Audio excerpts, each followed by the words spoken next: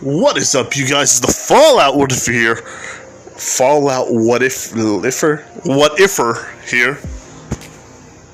And today, we're doing part 2 to What If Belle Was a Slayer. Now, I'm going to give you history, a little bit of history and what happened and how they met. For Belle's party and for Magnus on what happened. We'll start with Crystal. She is a mage who decided to help people wherever she can, and due to the fact that there's not a lot of people who usually help her out, she feels this sense of loneliness. But she is technically a fun-loving girl who's always there when people need her. Even though she's not right now the best at what she is, because there's people who only know so much about about magic using, or how to use magic at all. So she's trying her best. The twins, these two were always born not able to do anything fun until they found out they're a part of a family, not a familia, but a family that actually somewhat adapted their genes, or try to use something to make them use poison. And they actually been using poison for a very long time. Their hair first was brown and gold, but then it turned to purple and green. So yeah. Lugo, he is technically a warrior, and if you guys know anything about the Amazons or the Amazonians, they basically had a child. Just hear me out. They had a child. The child turned out to be a male, and yeah, basically they kicked him out. He decided to try to wander around the world at a young age, and after that he grew a little bit older. He found Belle, and yeah, that's what happened. Belle, the same thing happened. He was around the world. He was trying to be an adventurer, but he was too weak in everybody's eyes, so he never, he was just never there. So let's see. Yuna, basically, she wanted to be a master swordsman, and she doesn't wield a katana. She basically wields a sword, or not. Idiot. A sword. Of course she's gonna wield a sword. Okay. So let me just say this. She wanted to wield a sword that, she just wanted to be the best swordsman. That's the only thing I could say. She met Belle while she was in another party, and the other party just kept, using her, and not in any sexual way, but just using her, and then just telling her, "Oh, we'll pay you back next time." It never happened. She was kind of sick of it, but she knew she had to do this because she had to be the strongest. And when she met Belle being so kind to him, yeah, kind of somewhat, made him who he is. He was just someone that, everybody liked. Now on to Helen. Helen is just basically someone from that was a hunter, and she had to do her best at archery, because that was the only thing. But every time she kept using a bow, she hit it. But at the same time, her hands always hurt. But after equipping a couple of things together, she technically made a crossbow. Now, it's not like the crossbows on the hands like Lily has, because those are just smaller and much more easier to use. But with hers, basically they're the size of a gun. They have this little thing so that way you could see where it's at. Or, how do I say it? She basically had a sight. She had a sight, And not only that, made it to the point where she can somewhat reload even faster than normal. Yeah, that's what made her, you know, what she is.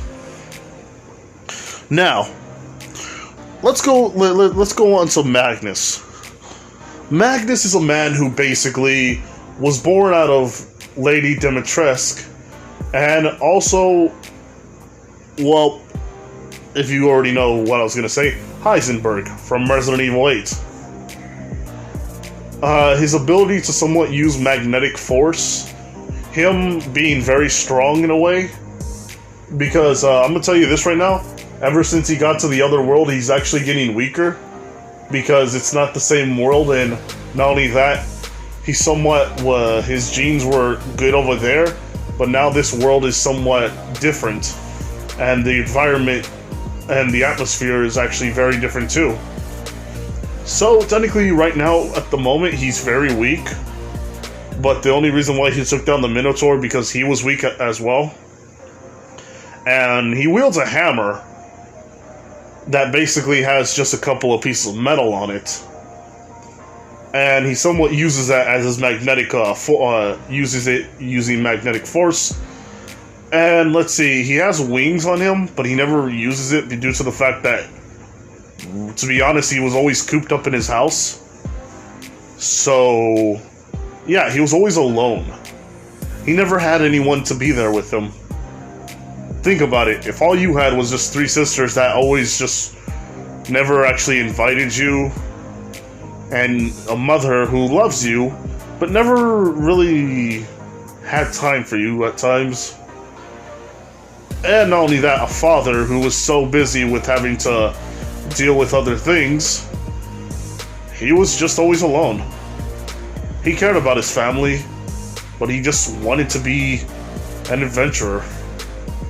Not an adventurer here, because he didn't know exactly what happened, but he just wanted to just look around the world.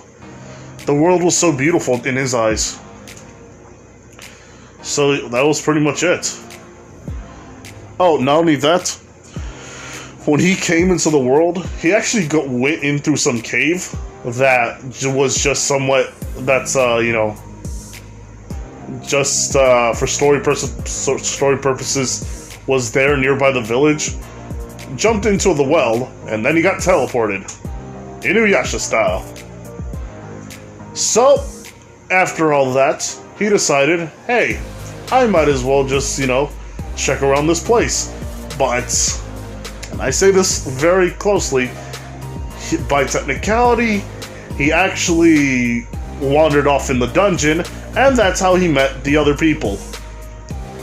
His ability to heal others is kind of actually strong, but at the same time, whenever somebody has a part of sludge within them, he can actually somewhat sense where they're at, and the sludge actually can heal, but it's technically kind of like venom, if in a way, it somewhat just has that part of control, and the people have to be willing to be okay with controlling it, because if they don't like it and they try to reject it, their body will go into a state of shock and end up killing them. So yeah, Magnus doesn't know that, but he's actually you know, how do I say this? He's just somebody who has this like kind personality, somewhat strong, but he doesn't understand how to use it. Oh, and if I didn't tell you right now, the only reason why he took down the Minotaur was the fact that he was weak, and not only that, he was a little bit stronger at first.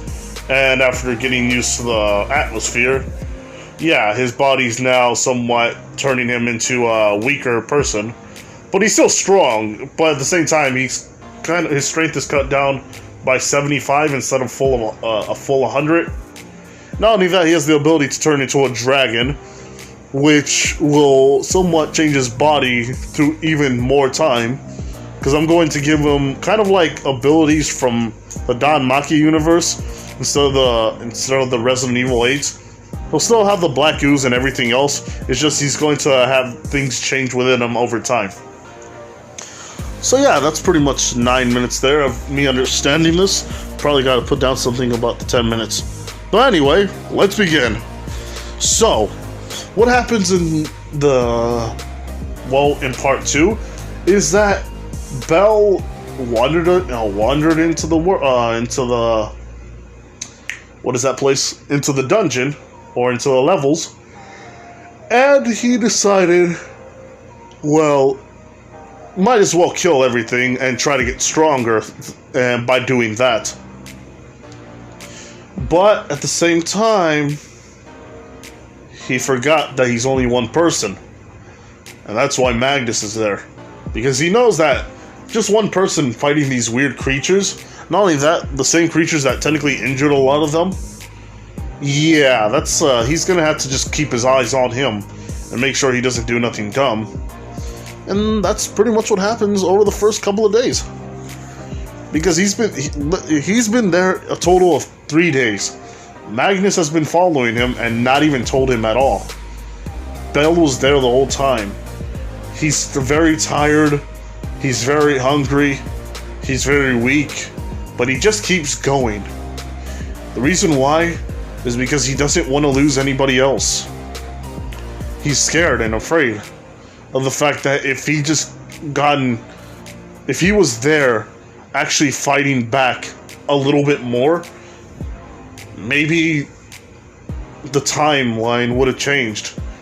Maybe history itself wouldn't have played out like that. Maybe he wouldn't have seen a lot of his friends just break and got so injured to the point that they could die. Like I said before, Lugo lost an arm, Yuna lost one of her feet, Max got his stomach so ruptured that the muscles within his stomach actually tore. Cecilia, by technicality, she was slammed into the wall, so she's she's just very weak at the moment. So she got off not as well, but she didn't lose anything by technicality. She just was very injured. Helen, she lost a lot of blood, and not only that, she has a lot of scars on her arms and on her face. And Crystal, she got her spine cracked to the point where, yeah, moving around is no longer an option until Magnus showed up. But they're now they're gonna have to get used to this new body transformation, or this body's having ooze within them. Who knows? They might gain a special skill. But anyway, after the 3rd day of Bell being tired, looking around, seeing is there anything to eat, Bell, he technically broke the weapons that he had. His sickle the sickle that Max had was already bent and broken. The club, the mace that he took from Lugo, that's already broke. Oh, that's already just busted. Let's see. The gun doesn't even have any ammo, and the wire's already just torn off. He still has all of it, due to the fact that he has to turn it when he gives it back. He's gonna have to apologize. But this is during the time that Bell is now having hatred. He hates the Minotaurs a lot. He hates those that just somewhat ruined his friends. He hates monsters that basically just died. Or killed. Not killed. He hates the monsters that cause so much suffering. That's what he hates a lot. He hates himself the most. After being weak, after suffering, of course he's gonna have to feel like that. It's his fault after all.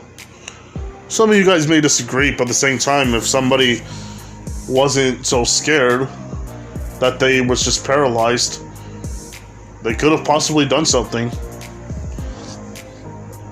Magnus comes out of the shadows and says, "Well,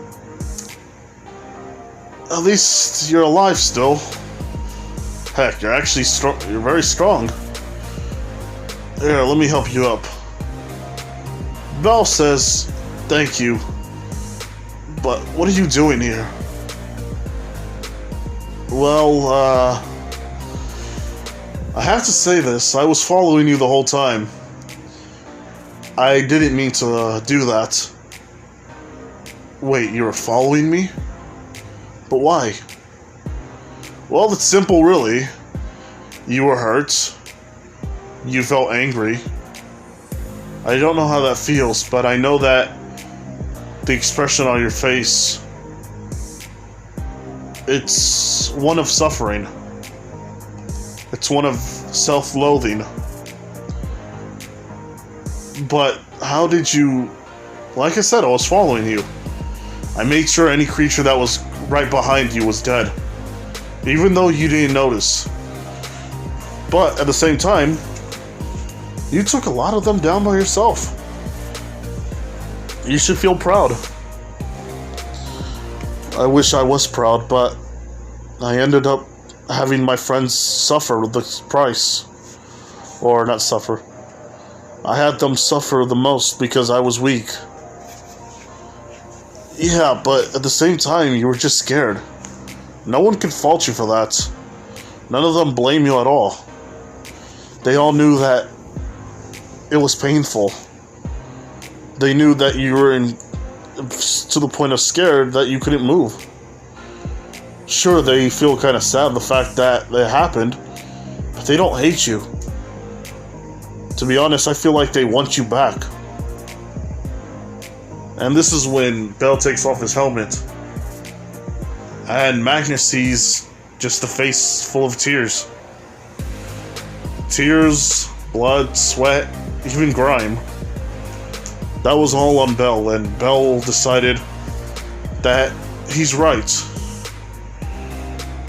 But at the same time, he feels still empty. And this is when Magnus says, why don't we just clean you up and get you back home? I'm sure everybody is missing you. And this is when, well, he goes back home. And he sees, he sees Crystal up on her feet, but at the same time, holding on to a pair of, what are those things that people have that, crutches. He sees Lugo having something on his hand, moving around like as if it was his arm. He sees Yuna with something, the same thing, but with her foot. Max has basically something on his stomach.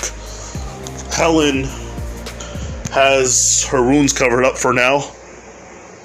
Even Cecilia has basically, well, by technicality, she's pretty much, like I said, she was pretty much okay. But Helen also had something on her head due to the fact that it was her that got her head cracked. So yeah. After all that, Belle said, how is this possible? There should have been... There has to be some weird mistake. You were... Well, it was thanks to Magnus. Cecilia says, he technically healed us. Give me a moment here. Alright, what did I say? Oh yeah, Cecilia says, it was thanks to Magnus that he healed us. I don't know how, but he started to pour this weird liquid. Black, and looked like it was moving on its own. It felt almost alive. Oh yeah. Last though, I know it. If you do watch this, don't say a word. Don't you dare say a thing. I know what you're thinking right now, and I know what I'm thinking, but that's not what I was thinking. So don't tell me I was anything else. Anyway, sorry about that. And no, Lasto isn't here next by me or anything like that. It was just the fact that I know he's gonna talk crap I'm just preparing for what's going to come. And come. Anyway. Cecilia says that this thing, whatever he gave us, somewhat has the ability to heal us. And not only that, we feel a little bit more better. Sure, we're still kind of injured, but at the same time, the pain is gone. It's just the fact that we have to start resting up. Belle is very happy and cries. He holds Crystal and saying, "Thank you. Thank you for being alive." Crystal says, "No worry." And everybody, except for Magnus, hugs him. Belle feels this weight lifted, but at the same time, he has this weird resolve that no creature, no human, and no god will hurt the innocent, not while he is around. So, after all that, we get off to the next couple of days where how should I say it? Oh yeah, the whole thing with the banquet full of, from the gods. The whole thing happens, let's see, the whole thing with Hephaestus and Loki, the whole Loki and Hephaestus thing, like the flat chest tall woman and the big boob short girl. Yeah, that's still a thing. But due to due to all that, Hephaestus decides to make some of them a weapon. And this may be a something, but Hephaestus thinks that, with the whole fact of more party members, she thinks that they will be able to pay for all the stuff. And not like in a revenge way, but, like, you owe me for this, but I'm going to wait. I'll wait until you give me back the money that you technically will owe me now. And Hephaestus says, deal. So, a lot of them gets a new weapon. You probably already know, Yuna will get a long sword. Belle will have 2 weapons.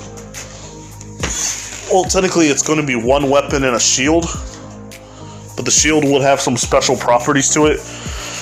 Lugo will have himself a couple of gauntlets. Cecilia and Maxwell will have their sickle and staff, or spear. And all of it will be engraved. Like, engraved with words and powers and stuff. And technically it's going to be the same thing. It will get stronger the more it will get stronger as long as they all grow. Magnus will have something too, but since she doesn't know what to do, she'll give him just a basic, how should I say this? A basic sword. And that's pretty much it. So, after all that, no, technically, she's gonna give him a special kind of hammer. Since technically Magnus has a hammer, she'll give him one that's kind of like the same way, but technically much more lighter and having the engraving on it. Due to him actually being a part of the team now, since Magnus does ask them, can he be a part of the party? Of course, a lot of them are like, says yes. Hephaestus not knowing if he's trustworthy, but at the same time, he basically healed all of them, told him his story, told him everything about him. Not only that, saved his precious Belle. Of course, he's gonna accept. Not only that, there's no reason for him to lie or deceive them. So it's pretty much a win-win for everyone. So all of them gets their stuff. Hephaestus has to do a lot of heavy work in order for this to be all good. And not only that, it's gonna be a while, but you know, what's her face? Hephaestus. Ah, crap, I forgot what I was trying to say. Hephaestus and Hephaestos. Oh, Hephaestus and Hestia. Golly, I was just trying to figure out the whole time. I kept saying Hephaestus. It's Hestia. Alright, so Hestia, it was Hestia's name the whole time. Hestia and Hephaestos basically make the weapons, and well, there's nothing else to say besides, yeah, they did it, and they finished the job, and the monster thing happened still. Let's see, all of them were at a party while doing their own thing, but well, there was pretty much nothing to do. So they all decided to go to that one place because they're technically following Belle. And like I said, since there's nothing better to do, they might as well, you know, go around help Belle and check out the monster arena. So while that all happens, Freya, which looks much more, she looks so different from the God of War, or in the God of War, although it could possibly be two Freyas. Or something that I'm probably not even understanding. So yeah, Freya does her whole magical thing, and while the beast actually gets out, so they're all ready to fight. But due to the whole fact that they have their weapons, and not only that, one's mace is already broken, he technically uses his longsword. Yuna uses her sword. They, Max uses the one sickle. Everyone has all their stuff. This is when Belle says, "Where's everyone going? Why the heck is everyone, you know, closing their doors?" And they see this big silverback ape thing, and it starts attacking. So what does everyone do? They basically get out of the way. So the fight is begun. Belle tells everybody to get out of the way, and Lugo says that they're going to stay and fight. Belle says he didn't say that, he says to get out of the way. Lugo was actually shocked because he thought that Belle was going to say, "Oh, don't worry about me, just save yourselves." Magnus talking to him technically got him the willpower, and not only that, the courage to stay. Not only that, he changed his perspective about what's happening. So they all start fighting. Helen uses her longbow and just keeps shooting, or her crossbow, and basically just keeps shooting at the freaking creature, while the two twins are basically running around just causing diversions. And the thing is, basically, Cecilia just uses her smoke or her poison to just act as a cover-up for the smoke that she has. So when that all happens, basically, well, that's what just happens. She covers up a lot of the places with smoke, and all of them get ready to attack.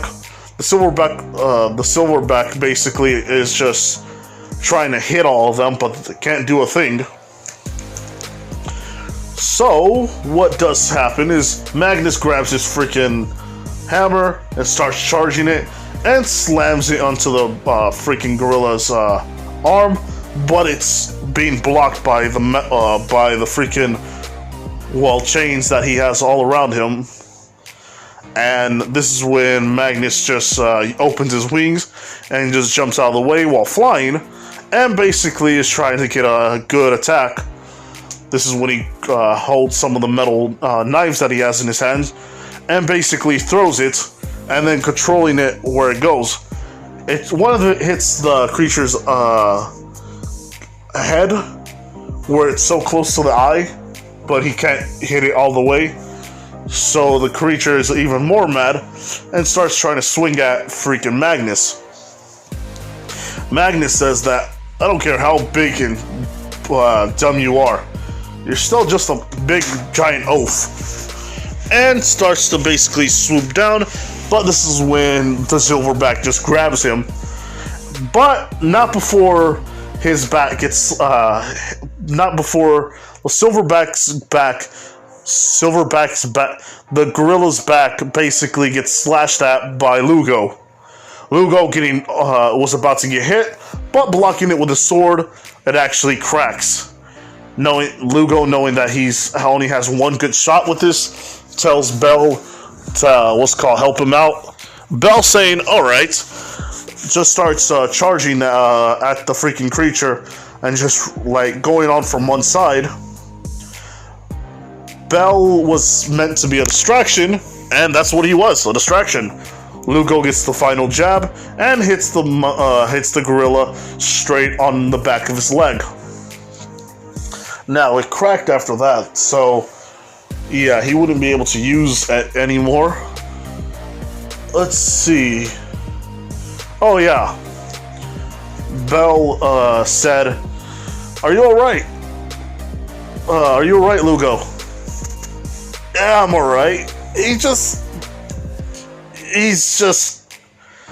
what? "Are you okay?" "He just broke my sword. And I like this sword. I liked it a lot. Her name was Shamrock." Her name was Shamrock? What's a shamrock? I don't know, I decided to call it something as a sham and a rock. Shamrock. Lugo, this is not the time. And this is when Cecilia basically throws a couple of more smoke clouds, and they're all hiding around. Now, all of them are just trying to find out what they're going to do. And not only that, why is this creature even stronger than why is this creature so strong? A couple of hits and they probably should have just killed it. This is when they're thinking to themselves, how did the gorilla get out? And they're just all confused as well. Now, this is when Helen basically makes a plan. She says, Cecilia, Max, and Lugo will be me. Crystal, Magnus, Yuna, and Bell. You four will be on one side and we'll be on the other side. Basically, ranged and poison on one side, and basically attacks coming from the other side, since they're technically times at different places. This is when Magnus says, well, this is gonna be fun, and basically grabs his hammer and starts to use the uses an electrical charge to have a bunch of metal coming from one side, making the hammer a little bit more bulkier, but a lot more dangerous. This is when he starts to fly up, and this is when he just starts to shoot out basically metal coming that was from his hammer. And this is when the gorilla just is trying to block and trying to get away from this stuff. And while Cecilia and Maxwell shoot out poison around the freaking creature's wounds, basically causing a little bit of paralysis. That's the word. A bit of a paralysis. And not only that, but due to him being a little bit paralyzed, Helen decided to use her fire and basically shoot out a couple of things. Or shoot out a couple of fire bolts, crossbolts that have fire on it. Sorry about that. Lugo decided to just somewhat punch it from the sides to make sure that it's getting out, make sure that this creature is feeling the exact pain that he feels. Not only that, but Bell decides to somewhat use his knife, try to cut him down, but the same thing happens. This is when Lugo says, "I have a spare," and basically has his sword. This is when Yuna decides to shoot out by technicality, she shoots out ice attacks coming from her, stopping the gorilla at first, but then just being broken due to the fact that the ice was not as strong as it was supposed to be. And this is when, Hestia comes back and actually just says, she's actually, no, I'm not gonna say she's here yet. They're gonna get their weapons after the whole fight, or you know what? Probably in a couple of days. So, what happens? Simple, really. They just start killing it even more through brunt force and just somewhat tactics. Sure, they're not all the best, but at the same time, with all of them together, they have this special bond. With Magnus as well there, he understands that they're now his party, and Bell even feels the same way. The fact that by technicality, there's technically 8 people in total. These 8 people have this special bond now. All that revolved around one simple person, Bell. And I'm going to give this name an ability. I was going to call it All for One, or One for All, but I decided to call it Divine Unity. And if you guys want to know what Divine Unity is, it's basically the more people feel about one certain thing, technically the same thing that Bell has with his rapid solo leveling thing, whatever you want to call it. Bell, they have the ability to somewhat become now stronger due to the fact that they feel more. They feel more. What's the word? Their feelings for each other grow so strong that they have the ability to become a little bit more stronger due to that feeling being there. The more they have those feelings, the stronger they're going to get through time. But the thing is, if they don't feel it anymore, they don't get stronger anymore. Or at least they don't progress faster with strength or with their abilities. So that's a thing. Not only that, hatred somewhat stops it, or something like that. Something along the lines of, we're stronger now together, but if we fight, it's all for nothing. So those feelings always stay intact. But now, the thing is, Bell says that we all have to charge at him at once due to the fact that he's very weak. So, here's what happens. Bell grabs the sword and just starts to do this weird motion where he's gonna just charge straight at him. Lugo's trying to do his strongest punch. Yuna starts to get ready for her strongest ice attack. The twins basically they're starting to get ready for a slash or their attacks. Basically, Helen and Crystal are the same way. Magnus is gonna get ready to strike straight at the head, and in one swoop motion, they all charge at him, all feeling that same kind of presence that they felt just a second ago, where they're all working together, and they feel very scared, but at the same time they feel so determined to now fight back, and they all charge. Lugo just slamming his hammer straight onto the creature's head.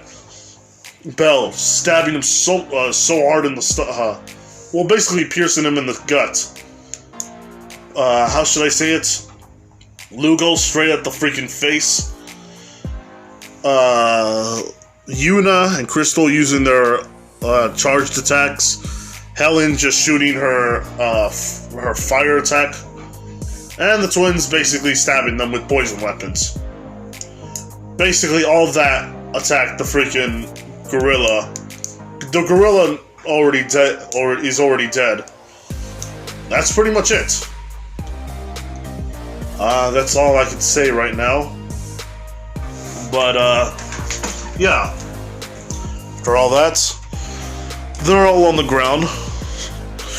They're all tired. It's very, very harsh. But they did it.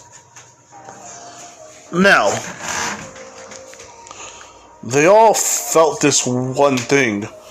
Hestia is actually asleep now, due to the fact that she's exhausted after helping out Festus.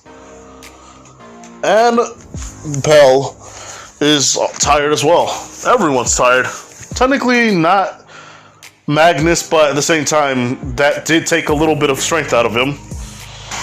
So, that's pretty much it. They all go back to the house. Actually, after taking that creature's gem. And, well, I gotta say, they're technically very, not rich, but they actually got a lot of cash now.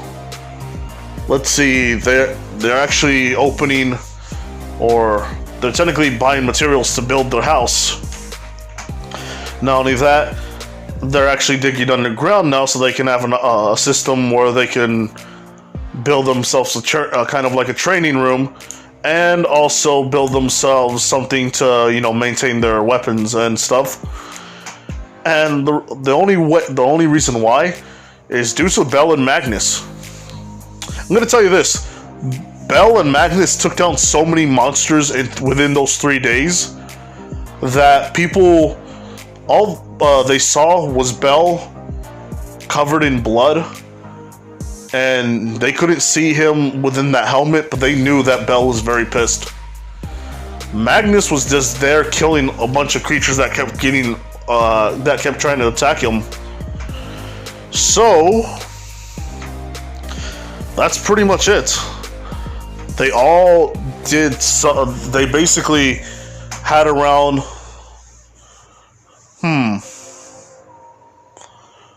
Let's say over 500,000 coins, or valleys, or Vale. And you guys may say, but Fallout, that's kind of dumb. You may say so, but at the same time, not only is this my what if, but at the same time, it makes sense due to the fact that he took down a lot of creatures, and, well, Magnus was just collecting these things and saying, oh, look at this, it's pretty. He didn't know how it was actually worth something. So, yeah. By technicality, they kind of blew off the money by building themselves an actual living compartment, and not only that, food, some items for them, but they were very happy after finding out what they've gotten. We'll start off with the twins. What they got was, give me a second here. So, I checked up on everything, and here's what I got. Hestia says this: Maxwell, this scythe right here is made perfect for you. It's not like a sickle, but at the same time, it does have the necessary range, and not only that, it's very sharp. Plus, with your liquid, with your liquid poison, instead of, you know, your sister's gas poison, this will be good, so that way you can just slash at people without having to stab at them so closely. You never know when you have to be, you know, if you have to go long range once in a while. Let's see here. And then after that, she says, Yuna, after understanding you and the sword, I decided to go with that. This will be your sword. Mind the scary skeleton. I don't know why she put it that way, but it's still good. So, be happy for that. Now, Crystal, I know you used to have the spear kind of thing, or a lance, or whatever you called it. It's a spear. Okay, fair enough. You now have an axe. So at least, you know, you can at least stab at them, or chop at them, or something like that. And this is when Crystal says, "Oh, Lady Hestia, do you understand how these weapons work?" A little bit. I'm not too big on that stuff. And she says, "Well, I'll be very happy that because Hephaestus made it." Now, this is when we get off to, well,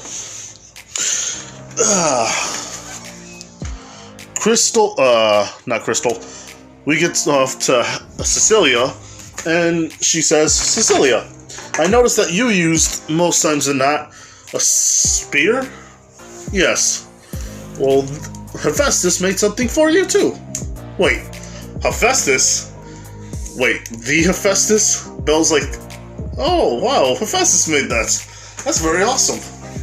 She's like, "Yep, I should have told you that earlier, but, yeah, Hephaestus made this for you." Whatever she called this thing, it's called a glaive. "You mean a glaive?" "Yeah, same thing. This thing is basically just for you, and due to the fact that you're usually long range, this is a little bit more longer, but at the same time it could work." Now, Lugo, since this is simple, these are a pair of gauntlets. I heard that you basically like punching stuff, and this has, you know, whatever it has for you to use it. Plus, it has somewhat a little bit more sharper claws on the end of it, so that way it's easier for you to, well, I don't know, claw at them. And this is when Lugo says, "Thank you." "And you, Magnus, was it?" Yeah. "This is for you. A hammer." And he says, "Oh, well, thank you. This has something special with it. Whatever you usually do. You control metal, right?" And he says, "Yeah." "Well, here. I got this from the shop. And these are just it's a bunch of metal stuff that makes it what it is. And basically, since he controls it, worthless scraps of metal was there, so probably he can use it." And for Belle, he has the knife, alright? He does have his knife, but he gets something else. He gets this. And this is basically a shield with something sharp in the very end of it. He says, "Belle, I got this. I made sure to make this out of here." And she says, "Mind the skeleton. Like I said, Hephaestus does have particular taste. I'm not going to criticize her on that, but anyway. This thing... Oh, sheesh. This thing right here was made just for you. I didn't know how to do it, but at the same time, I made sure that the shield was to protect you. And not only that, it has a bunch of spikes on it, so you can stab at someone. This is basically let's just say that this shield is basically short, like good for his arm, or something like that. Or in a little bit longer, and yeah. So, I'm going to say this right now. Pretty much, they all have their weapons. Except for Helen.